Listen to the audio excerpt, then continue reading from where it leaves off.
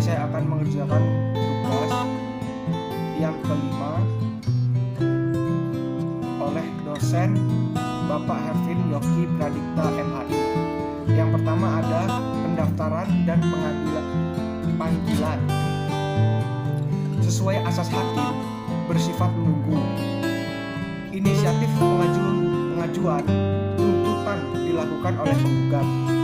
Tindakan pertama yang harus dilakukan penggugat adalah mendaftarkan gugatan di Kepanitraan Pengadilan Negeri dengan memperhatikan kompetensi relatif pengadilan negeri yang bersangkutan.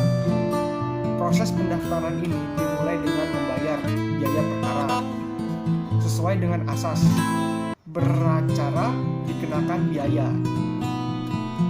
Pendaftaran tersebut akan ditindaklanjuti dengan sesuatu penetapan Ketua Pengadilan Negeri yang menunjuk susunan majelis hakim.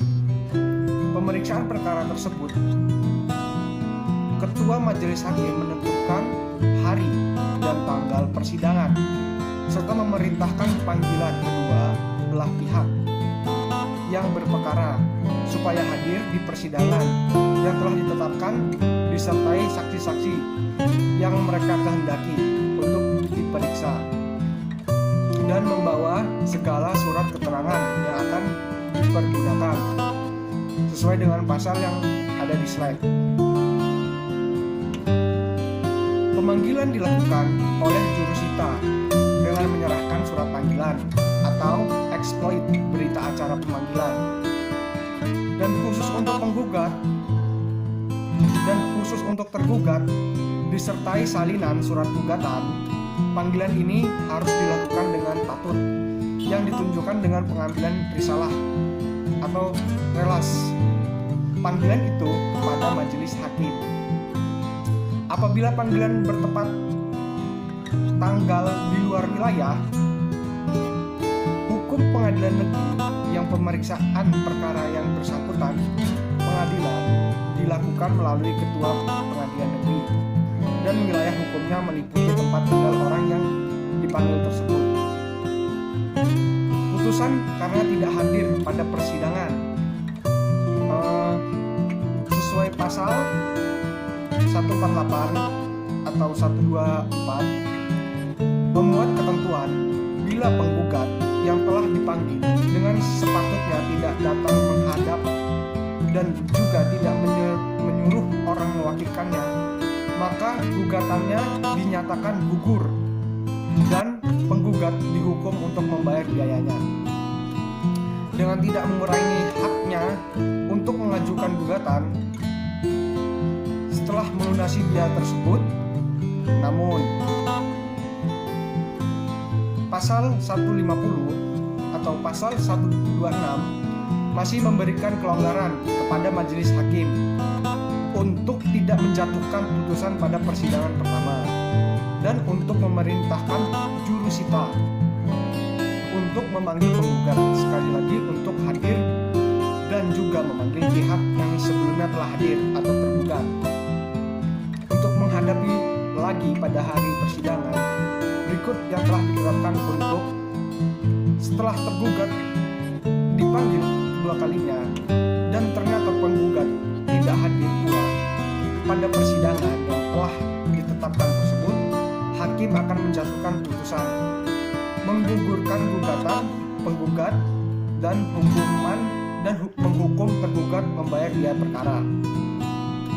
Dalam putusan yang menggugurkan gugatan penggugat, pokok perkara tidak dipertimbangkan oleh majelis hakim karena memanggil pemeriksaan perkara sesungguhnya belum dilakukan. Sebagai catatan perlu diperhatikan bahwa apabila penggugat hadir dalam persidangan pertama namun tidak hadir dalam persidangan berikutnya, maka perkaranya akan diperiksa dan diputuskan secara kontradiktoir.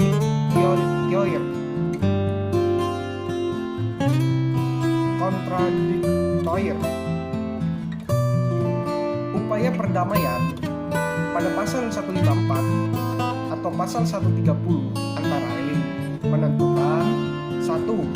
Apabila pada hari yang telah ditentukan para pihak datang menghadap, maka pengadilan negeri dengan perantaraan ketua berusaha mendamaikannya.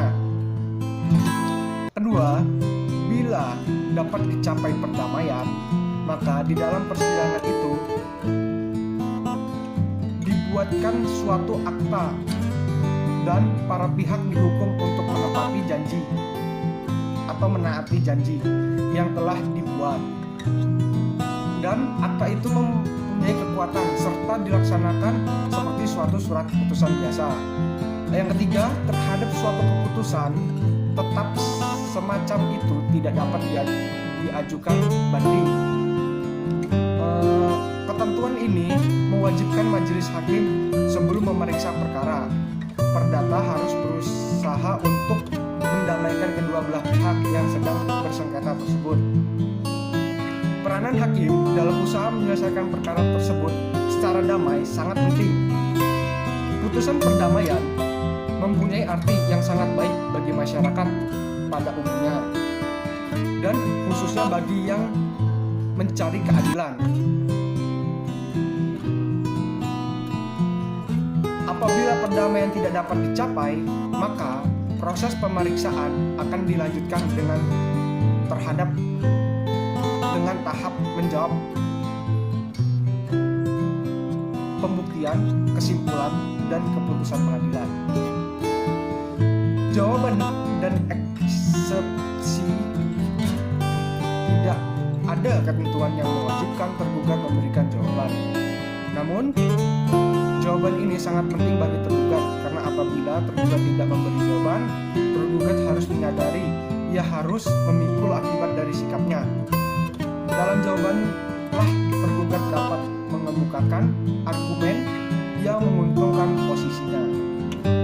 Jawaban tergugat dapat dilakukan secara lisan maupun secara tertulis.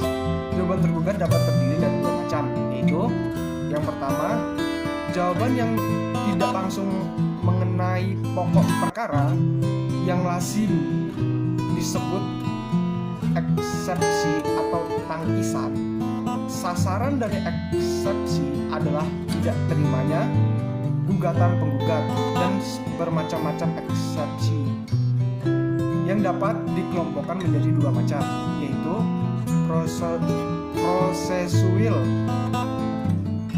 dan eksepsi material.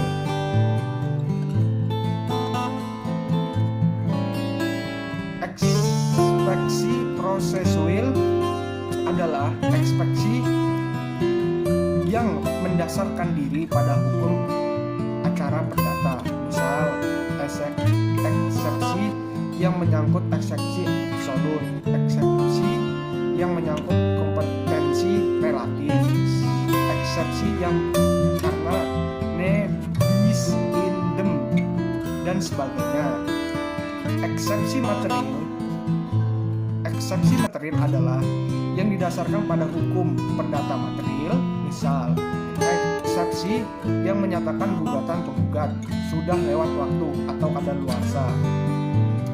Eksepsi yang menyatakan gugatan penggugat belum waktunya untuk diajukan atau dilantoir ekspedisi dilatoir eksepsi premtoir eksepsi dan sebagainya. Yang kedua, jawaban yang langsung mengenai pokok perkara. Jawaban tergugat yang langsung mengenai pokok perkara dapat berupa pengakuan, bantahan, reverti. Pengakuan berarti mengakui dan membenarkan isi gugatan penggugat. Pengakuan ini dapat meliputi keseluruhan isi gugatan atau hanya terhadap bagian atau bagian-bagian tertentu dari gugatan. Sedangkan bantahan berarti menyangkal atau membantah isi gugatan penggugat. Bantahan tergugat harus disertai dengan alasan-alasan. Bantahan ini juga dapat meliputi keseluruhan atau sebagai isi gugatan. Oleh karena itu, ada kemungkinan tergugat mengakui sebagai dan membantah bagian lain dari isi tergugat. Dan reverdi berarti tergugat menyerahkan segala sesuatu kepada hakim. Gugatan rekonvensi atau gugatan balik atau gugatan balasan diatur dalam pasal 157 dan 158. Pasal 132 dan 132 Pasal 57 menentukan 1. Tergugat berwenang untuk mengajukan gugatan balik dalam segala hal kecuali bila penggugat dalam konvensi bertindak dalam suatu kedudukan, sedangkan gugatan balik mengenai diri pribadinya dan sebaliknya. Bila pengadilan negeri menangani gugatan asal tidak berwenang mengadili persoalan yang menjadi inti gugatan balik yang bersangkutan. Tentang perselisihan mengenai perkara keputusan hakim. Yang kedua, jika dalam tingkatan perkara tidak diajukan gugatan balik, maka hal itu tidak dikemudikan dalam tingkat banding. Pada pasal 158 menentukan A. Tergugat dalam gugatannya asal wajib mengajukan gugatan baliknya bersama-sama dengan jawaban yang tertulis atau lisan. B. Peraturan-peraturan dalam bab ini berlaku untuk gugatan balik. C. Kedua perkara diperiksa bersama-sama dengan diputuskan dengan suatu keputusan, kecuali bila hakim memandang perlu untuk memutuskan perkara yang satu lebih dahulu daripada lainnya, dengan menentukan bahwa gugatan asal atau gugatan balik yang menentukan yang belum diputuskan harus diselesaikan oleh hakim yang sama. D. Diperolehkan pemeriksaan tingkat banding bila tuntutan dalam gugatan asal ditambahkan dengan nilai gugatan balik melebihi wewenang hakim untuk memutuskan dalam tingkat akhir. Akan tetapi, jika kedua perkara dipisahkan dan diputuskan sendiri, maka harus diikuti ketentuan-ketentuan biasa mengenai pemeriksaan banding. Dari ketentuan pasal 157 dan 158, pasal 132A dan pasal 132B HIR menjelaskan bahwa dimungkinkan kedua gugatan diperiksa secara bersama dalam waktu yang sama, di tempat yang sama, oleh majelis hakim yang sama, dan diputuskan dalam suatu keputusan pengadilan. Walaupun dalam praktek pertimbangan hukum dalam konvensi diuraikan secara terpisah dengan pertimbangan hukum dalam konvensi. Kenyataan ini dapat memperlancar jalannya proses persidangan karena dua gugatan diperiksa dalam waktu dan tempat yang sama dan oleh hakim yang sama. Mungkin cukup sekian yang bisa saya sampaikan.